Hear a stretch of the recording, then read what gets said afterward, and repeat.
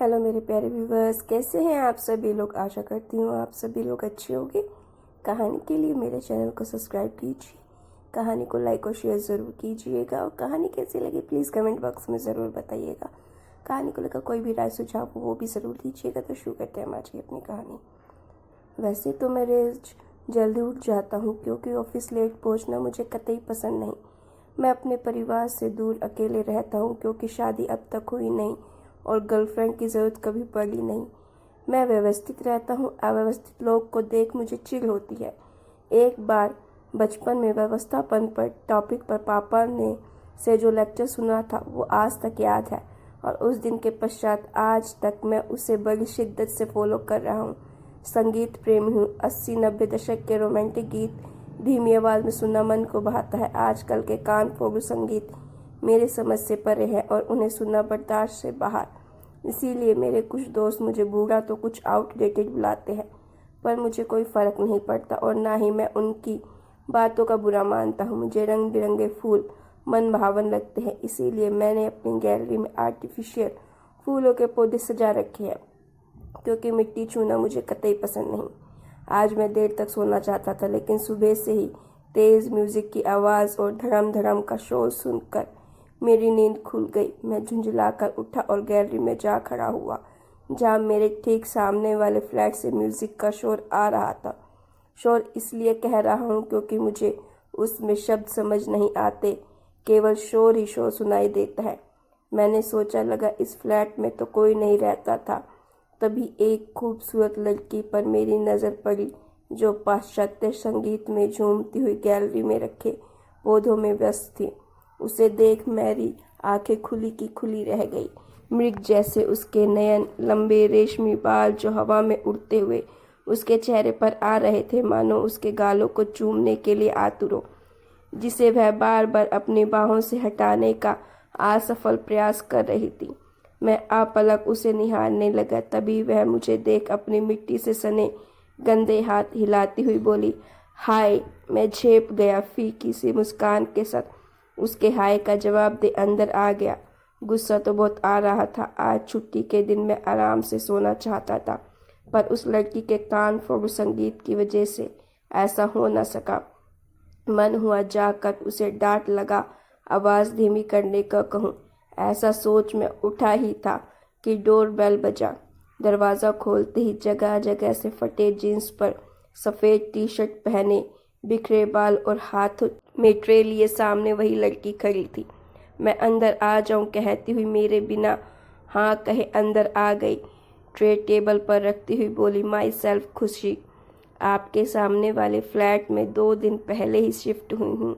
Your good name, मैंने रूखे स्वर में कहा। राजकिशोर। वह थोड़ा व्यंग्यात्मक मुस्कान के साथ बोली, नाम थोड़ा लंबा है। इफ़ यू डोंट माइंड मैं आपको राज जी बुलाऊं? मैं चिढ़ते हुए बोला, मेरे दोस्त मुझे किशोर बुलाते हैं। थोड़ा व्यंग्यात्मक मुस्कान के साथ बोली, नाम थोड़ा लंबा है। इफ़ यू डोंट माइंड मैं आपको राज जी बुलाऊं? मैं चिढ़ते हुए बोला, मेरे दोस्त मुझे किशोर बुलाते हैं। Wow nice, but Raj sound so good. मैं आपको राज जी ही बुलाऊंगी। उसने मेरी मर्जी के खिलाफ मेरा नामकरण कर दिया और मैं कुछ ना कर सका। चलिए ब्रेकफास्ट करते हैं। मैं आपके लिए भी आलू पोहा बना लाई हूँ। वीकेंड पर अकेले ब्रेकफास्ट करने में मज़ा नहीं आता। उसे इस प्रकार व्यवहार करते देख मुझे ऐसा लगने लगा कि उसकी बाहें पकड़कर उसे बाहर निकाल दूं। लेकिन घर आए मेहमान को निकालना मेरे तहजीब के खिलाफ है, फिर चाहे वह मेहमान बिन बुलाए ही क्यों ना आया हो। मेरे लिए वैसे भी नाश्ता लेकर आई है तो क्यों ना नाश्ते पर ध्यान केंद्रित किया जाए। मैं गर्मा गर्म आलू पोहा का आनंद लेना चाहता था किंतु मेरा ध्यान भटकने लगा। मैं बार बार उससे नज़रें चुरा उसके खूबसूरत चेहरे को देखने लगा। उसकी बेकार की बकबक ना चाहते हुए भी सुनने लगा। 35 सालों में ऐसी पहली बार हो रहा था। मेरा दिल जो मेरे इशारे पर चलता था आज अचानक मुझसे विद्रोह करने लगा। मैं अपने दिल को काबू में नहीं रख पा रहा था। तभी उसने कहा, राज जी पोहे के बाद चाय मिलेगी क्या? मैं हड़बड़ा गया, कुछ कह नहीं पाया। तो उसने दोहराया, नाश्ते के बाद अब एक एक कप प्याली चाय हो जाए। किचन आपका है, चाय आप बना लीजिए, इसी बहाने आपके हाथों की परख भी हो जाएगी। दिमाग चाय के लिए मना कर देना चाहता था, लेकिन कुछ देर पहले से ही मेरा दिल मेरी सुनना बंद कर चुका था। फिर दिल के आगे दिमाग की क्या औकात। दिल से हार कर मैंने कहा, हाँ हाँ क्यों नहीं, मैं चाय बहुत अच्छा बनाता हूँ, तुम पी कर तो देखो। ऐसा कह मैं किचन में आ चाय बनाने लगा। वह भी मेरे पीछे किचन में आ गई। फिल्टर से गिलास में पानी लेते हुए बोली, वाह राव जी, आपने तो किचन की व्यवस्थित रखा है। मैंने गर्व से कहा, अव्यवस्था और बिखराव मुझे पसंद नहीं। मेरे ऐसे कहते ही वह संजीदा होती हुई बोली, कभी बिखर कर देखिए, आपको जीना आ जाएगा। उसका जवाब सुन मैं आश्चर्यचकित रह गया। चाय पी जब वो जाने लगी, मैं अपने दिल मजबूत करते हुए बोला, आज के बाद तुम मेरे घर दोबारा नहीं आना, लोग गलत सोचेंगे। वह मुस्कुराती हुई बोली, यह भी आप सोचेंगे तो लोग क्या सोचेंगे। उसके जाने के बाद मेरी नज़रों में उसका चेहरा घूमता रहा। मेरा दिल मुझे धिक्कारने लगा। मुझे उसे ऐसा नहीं कहना चाहिए था। मैं सारा दिन उसके ख्यालों में खोया रहा। हर थोड़ी देर बाद मैं गैलरी में इसी उम्मीद से जा खड़ा होता कि शायद वह दिख जाए, पर वह नहीं दिखी। पूरे दिन उसे देखे बगैर ही गुजर गया और रात जागते हुए कटी। दूसरे दिन जब मैं ऑफिस जाने लगा, उसे आता देख मैंने अपनी कार धीमी कर ली। हवा में उड़ रहे अपने दुपट्टे को संभालती, हाथों में फाइल और कंधे पर बैग लटकाए वह आ रही थी। जैसे ही वह करीब आई, मैं कार रोकते हुए बोला, कहाँ जा रही हो खुशी, आओ मैं तुम्हें ड्रॉप कर देता हूँ। नहीं, मैं चली जाऊंगी। उसके ऐसे कहने पर भी मैं कार का दरवाज़ा खोल वहीं रुक गया। फिर वह कुछ कहे बगैर कार में बैठती हुई बोली, आप मुझे टैक्सी स्टैंड पर ड्रॉप कर दीजिए, मैं वहाँ से अपने ऑफिस चली जाऊंगी। उसके बगल में बैठते ही मेरा दिल फिर बेकाबू होने लगा। मैंने कहा, कल के लिए I am sorry. It's okay Raj ji, वह मुस्कुराते हुए बोली। दिल चाहता था ये वक्त यहीं थम जाए और वह ऐसे ही मेरे बगल में बैठी रहे। खुशी, तुम मुझे राज कह सकती हो, जी लगाने की ज़रूरत नहीं, मैं अपनापन जताते हुए बोला। वह खिलखिलाकर हंस पड़ी और कहने लगी, आप मुझसे इतने बड़े हैं, मैं आपको केवल राज कैसे बुला सकती हूँ। उसका इस प्रकार हंसते हुए कहना, आप इतने बड़े हैं, मुझे बिल्कुल अच्छा नहीं लगा। ऐसा लगा जैसे वह मुझे बुरा कह रही हो। मैं थोड़ा झुंझलाते हुए बोला, मैं तुमसे ज़्यादा बड़ा नहीं, केवल 8-10 साल ही बड़ा हूँ।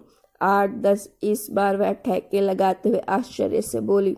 अब मेरा पारा चढ़ गया। मैं उखड़ते हुए बोला, इसमें हंसने की क्या बात है। सॉरी सॉरी राज जी, लगता है आप बुरा मान गए। वह अपनी हंसी रोकती हुई बोली।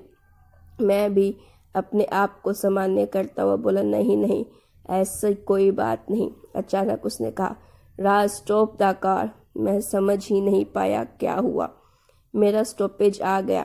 मैं इस प्रकार खोया था कि मुझे पता ही नहीं चला कब टैक्सी स्टैंड आ गया। ऑफिस के लिए मुझे लेट हो रहा था, उसके बावजूद मैं चाहता था उसका साथ यूं ही बना रहे। इसीलिए मैंने कहा, चलो मैं तुम्हें ऑफिस छोड़ देता हूँ।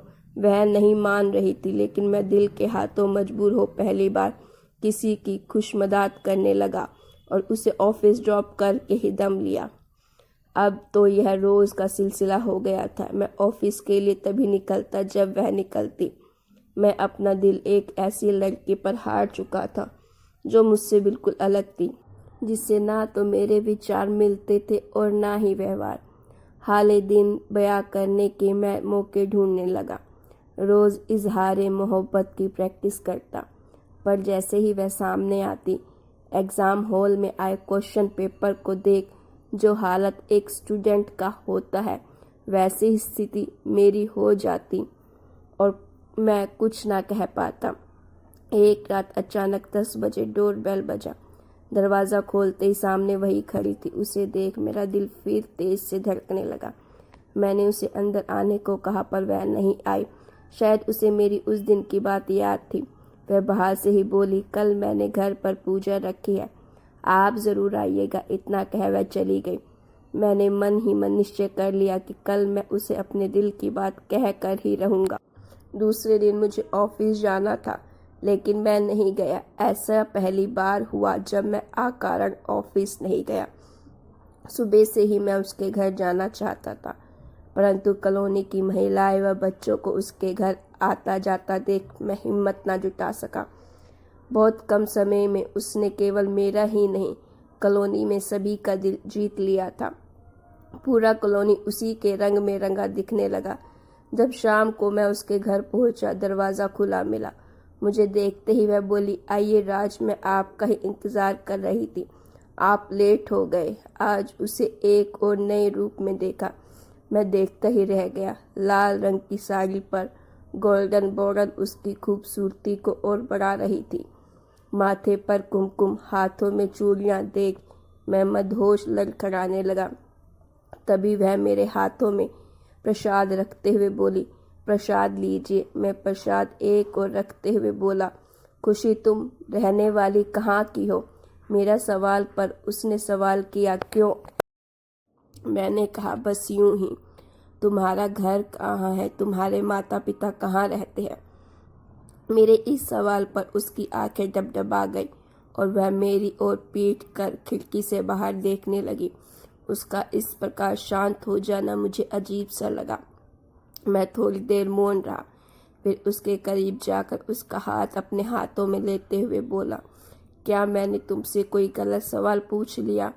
आज मैंने पहली बार उसके हाथों को थामा था, लेकिन वह कोई विरोध किए बगैर बोली, नहीं, आपने कोई गलत सवाल नहीं किया, मगर मेरे पास आपके सवाल का कोई जवाब नहीं, क्योंकि मुझे पता ही नहीं मेरे माता पिता कहाँ हैं।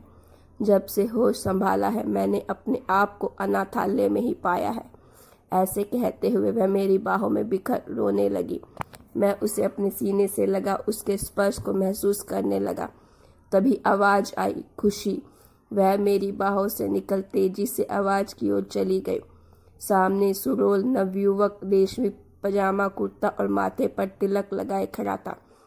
उसे देख उसकी बाहों में वह अपनी बाहें डालते हुए बोली, विक्की। ये उस युवक ने उसके होठों पर उंगली रख बीच में रोकते हुए कहा और उसके कंधे पर अपनी बाहें डालते हुए बोला, ये राज जी हैं। एम आई राइट?